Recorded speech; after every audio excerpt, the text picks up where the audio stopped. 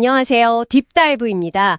오늘은 여러분께서 보내주신 성경 구절 그리고 해설 자료들을 좀 깊게 들여다볼까 하는데요. 네, 반갑습니다.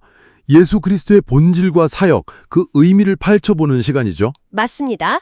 특히 요한복음, 고린도전서 또 요한계시록 구절들을 중심으로 살펴볼 건데요. 네, 저희 목표는 이 자료들이 제시하는 예수님과 아버지 하나님과의 관계, 또 그분의 권세, 죽음과 부활의 의미, 더 나아가서 창조와 구속에 대한 핵심 주장들, 이걸 좀 명확하게 이해하는 겁니다. 좋습니다. 그럼 바로 시작해 볼까요? 첫 번째 핵심, 예수님의 순종인데요. 아버지께 대한 순종이요. 네, 요한복음을 보면 아주 분명하게 드러나죠.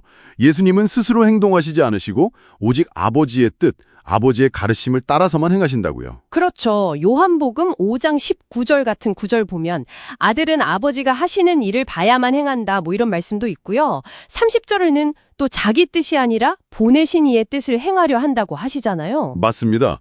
그러니까 모든 심판이나 증거 같은 것들이 다 아버지와 함께하기 때문에 참되다는 거예요. 요한복음 8장 16절에서도 나를 보내신 이가 나와 함께 계심이라고 하셨죠.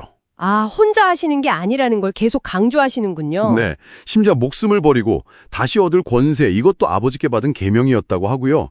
십자가 역시 아버지께서 주신 잔으로 받아들이시죠. 그러니까 이 자료들은 예수님의 권세라는 게 뭐랄까 독립적인 게 아니라 아버지로부터 와서 그 뜻 안에서 행사되는 거다. 이걸 보여주려는 거군요. 바로 그 점입니다. 순종을 본에 드러나는 권세인 거죠. 아버지의 뜻을 따른다는 모습. 이게 권위의 본질을 좀 다르게 생각하게 하네요. 그럼 이 순종의 정점이라고 할 수 있는 죽음, 그리고 부활. 이건 어떤 의미인가요? 이것도 아주 중요한데요. 사도행전 2장 24절에 사망에 매여 있을 수 없었다는 구절이 있잖아요. 네네, 기억납니다. 이 해설에 따르면 죽음은 기본적으로 죄의 결과거든요. 근데 예수님은 죄가 없으셨잖아요. 그렇죠. 그래서 사망 자체가 그분을 붙들 힘이 없었다는 거예요. 그럼에도 죽음을 겪으신 건 우리의 죄를 대신 짊어지신 거죠. 자발적으로. 대신 벌을 받으셨다는 그 대속의 의미군요. 네. 여기서 말하는 1차 사망, 그러니까 하나님께로부터 오는 분리를 경험하신 겁니다. 그렇다면 부활은요? 그 연장선상에서 어떤 역할을 하는 건가요?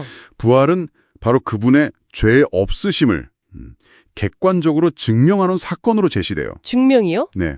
죄가 없다는 게 확증됐으니까 죄 많은 인간을 대신할 자격이 있다. 이걸 증명한 셈이죠. 그래서 이 관점에서는 예수님의 대속적 죽음과 부활을 믿는 게 2차 사망, 그러니까 불못의 심판을 피하는 길이라고 설명하는 겁니다. 알겠습니다. 죄 없으심의 증명, 그리고 대속 자격의 확증. 이게 부활의 의미군요. 자, 그럼 시간을 좀 거슬러 올라가서요. 인간 창조의 목적에 대한 자료 설명을 좀 보죠. 고린도전서 15장을 보면 첫사람 아담은 혼적인 몸이고 마지막 아담 예수는 살려주는 영이라고 대조하잖아요. 네, 그렇죠. 왜 처음부터 완벽하게 창조되지 않았을까? 이런 질문이 생기는데요. 이 자료들의 해석이 상당히 흥미로운데요. 아담이 연약한 흙의 몸, 혼적인 몸으로 창조된 게 의도적이라는 거예요. 의도적이다. 하나님의 계명, 특히 사랑의 계명을 지킬 수 있음을 보여주려고 했다는 거죠. 연약함 속에서 지켜내는 걸 보여줌으로써 계명 자체가 진실하고 실현 가능하다. 이걸 증명한다고요? 맞습니다. 바로 그거죠. 이게 계명의 진실함을 증명하는 증거가 된다는 주장이에요. 와, 인간의 연약함이 오히려 증명의 도구가 되었다는 관점이네요. 이게 왜 그렇게 중요했던 거죠? 이 증명이요. 피조물은 계명을 지킬 수 없다고 주장했던 타락한 천사, 즉 사탄의 논리를 반박하는 데 쓰인다는 겁니다. 그리고 다른 천사들의 자유의지를 완성하는 데도 기여하고요.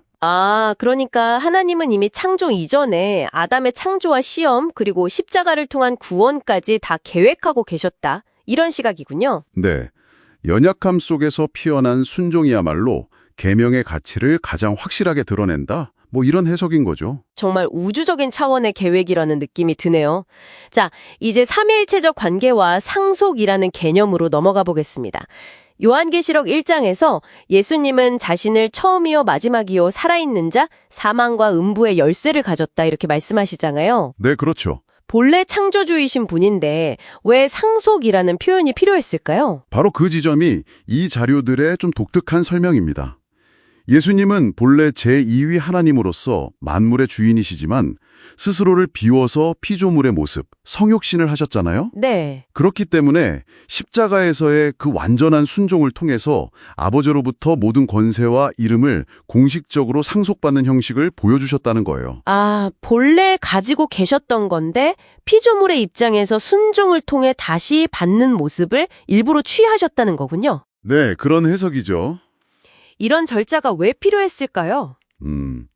이 십자가 사건과 상속의 과정이 하나님의 사랑과 공의를 모든 피조물이 오해 없이 받아들이게 하는 뭐랄까 그런 장치 역할을 한다고 설명해요. 아, 피조물의 눈높이에서 창조주의 통치와 심판의 정당성을 이해시키는 과정이다. 네, 그렇습니다.